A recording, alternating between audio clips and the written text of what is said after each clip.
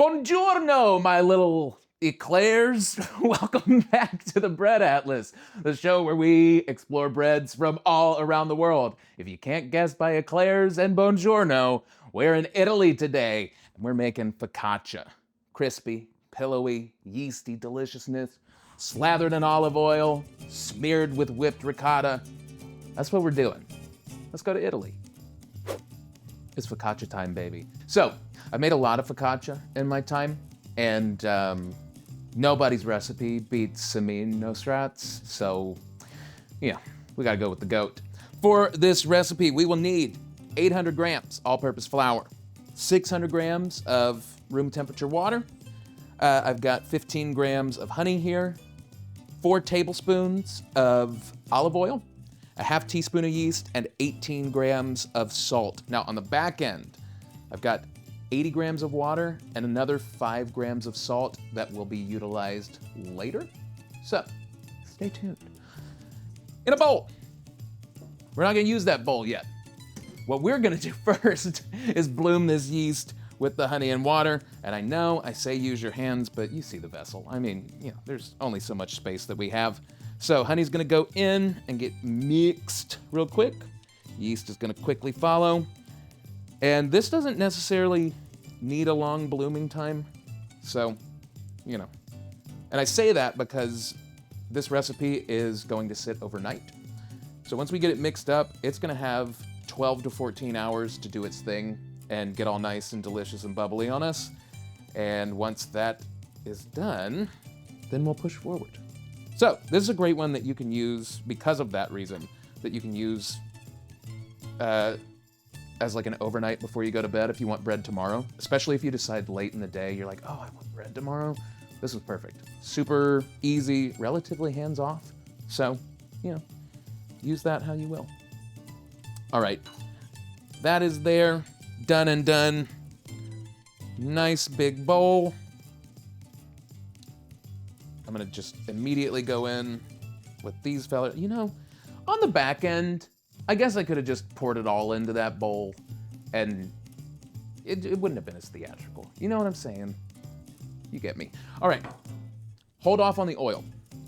Save that for just a second. Salt is gonna go in, followed by our flour next. So for this, I like to use a fork. I just think it's easier with this dough just because it's a different kind of dough. And we're about to get oil into the mix. So we mixy. It's gonna look like it's a little bit stodgy, but that's okay. The oil is actually gonna loosen that up. And let's quickly talk about adding fat to a dough. So, why do we do that? Well, when we add fat, we inhibit the gluten structure or the gluten development in the flour. So if we didn't add fat, the gluten is constantly going to try and stick to each other. As we knead a dough, that's gonna make those strands elongate. And as we knead, as we've seen in the past, it'll tighten up a dough. In focaccia, we don't necessarily want that chewiness that we get in like a baguette or like a sourdough when we do a lot of kneading to it. So we're gonna add oil.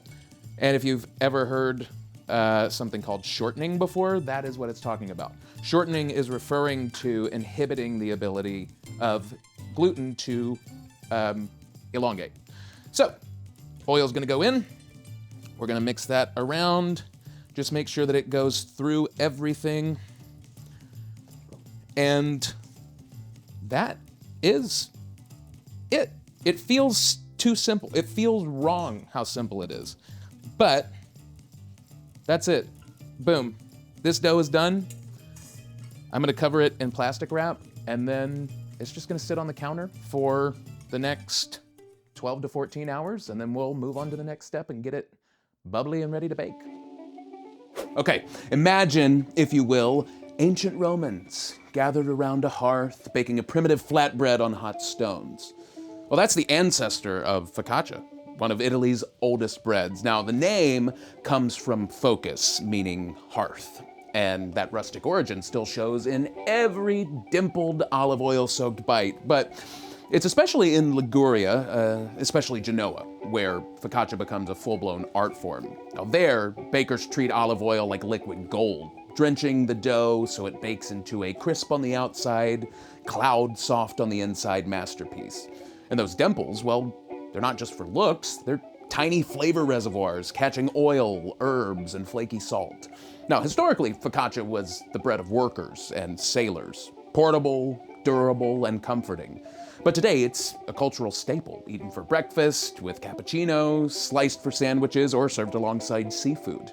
Focaccia is Italy's reminder that simple ingredients, like flour, water, yeast, and oil, can become something transcendent when treated with care, patience, and a whole lot of olive oil.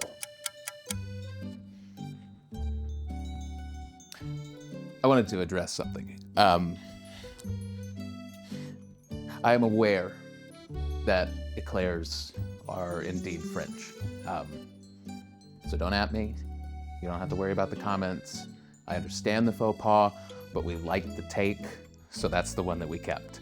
And I couldn't think of anything Italian to add. So, hey, check out this bread, huh? Look at that! It's all bubbly and happy and excitable. So this is about 14 hours later. Super airy. So, I have a lovely 9x13 pan, slicked with ollie oil. We're gonna get this guy in here. And once it's in here, we'll let it kind of redevelop some of this air that we're gonna lose as we get it into this pan. Marvelous. Oh, that's gonna be so good. Okay. So I'm gonna steal some of the oil from this, get my hands a little slicky so that I can pull it toward the edges. Now, you can do this in, and I have multiple times, in like a half cookie sheet. What you wanna do is pull it to the edges and then let it relax for 30 minutes. Pull it to the edges, let it relax for 30 minutes until it reaches the edges of whatever vessel you're putting it in. You just wanna make sure that there's enough space for it to do its thing. So, here, this is going to sit and rise for about 45 minutes, 30 to 45. Once that's done, we will do the dimpling process. But in the meantime, this bad boy is gonna go back to sleep, and we'll see you back here in just a few. All right, gang, it's dimple time. So, clean hands. First things first, always. Second things second, copious amounts of extra virgin olive oil. Extra virgin. We are looking for the flavor here, okay? So don't go skimping. None of that light stuff. Why are you using light olive oil? Get your life. Okay, so olive oil is gonna go on top of this. You can see that we do have a good little bit of rise going on right now, but we're gonna give it a little more time once this step is done to get there. You can put a little bit of olive oil on your hands just to avoid any extra stickies, but olive oiled surface, you're gonna take your fingers and you're just gonna jam them in there. You want nice dimples and nice puddles, okay? Perfect, good start, awesome. Let me wash these and we'll be right back. Clean hands, now we will proceed. Remember that 80 grams of water and 5 grams of salt from earlier? Now we're gonna put it into the mix. Okay, salt into water, mix that around. We are making a brine. Now, you're gonna see this process and you're gonna think that I'm a lunatic, but trust me, there's a reason behind it. So, it's a lot of water, and it's gonna feel like a lot of water. What this is gonna do is help create a nice crispy texture on the outside. It's gonna create some steam, but it's also going to season the focaccia across the surface. So, very important step, do not skip it. Now this is gonna sit and chill for about 30 to 45 minutes, and then we will hit it with some flaky salt and pop it in the oven. Oh, it's so pretty. It looks so pretty. Okay, I think it's great. I'm happy with where it is. I'm gonna do little bit of flaky sea salt on top. Yes, there's salt in it. We brined it with salt, and now we're putting more salt on it. Season your food, for the love of God, and its texture. Yeah. All right, into the oven. About 20 to 25 minutes, and we'll see it on the other side. Sleep tight, little one. It's jiggly.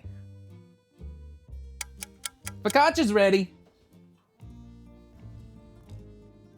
Very steamy in there. Oh, yeah. Yeah. Yeah, that'll do.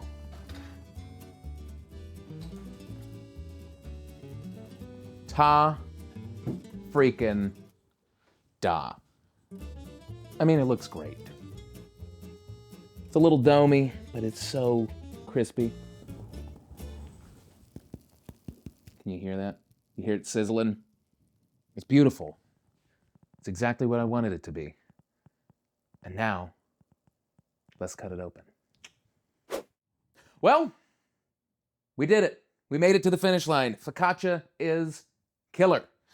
So pillowy. This recipe is my favorite. It just works every single time. Now, I will be honest. We did have a little sticking on the back end when we were trying to get it out of the pan. That tends to happen with this recipe and sort of any recipe where you don't have a non-stick surface to cook on. But we got it out with a little palette knife and all is well. So let's jump into this bad boy and see what we are looking at. And it is gorgeous. It's beautiful. Nice and airy. Still got some give to it. Nice bit of structure. And cut a chunk of it so we can sort of break it open. It's got a really short crumb. It's beautiful. I'm proud of it. I think it looks wonderful. I know it's going to be deliciously salty. Got that awesome olive oil all the way through it from mixing it in. And then, I mean, how do you not want whipped ricotta on a hunk of beautiful focaccia bread? I say it's a success. I'm pleased. What could we have done better on this? Next time, got to figure out a way to help it not stick. I'll do some noodling. Past that, serve it up, make a sandwich out of it. With a salad, it's great. With other dinner items, perfect. Or you can just drizzle more olive oil on it. Hit it with even more salt if you're a Neanderthal like me. And enjoy it. Thanks for watching, everybody. As usual, if you like the show, give us a thumbs up. Give us a follow. And if you want to see any particular breads from your country in the show, drop a comment, let us know, and we will get it moving on our end. Great! Thanks for watching. We'll see you next time.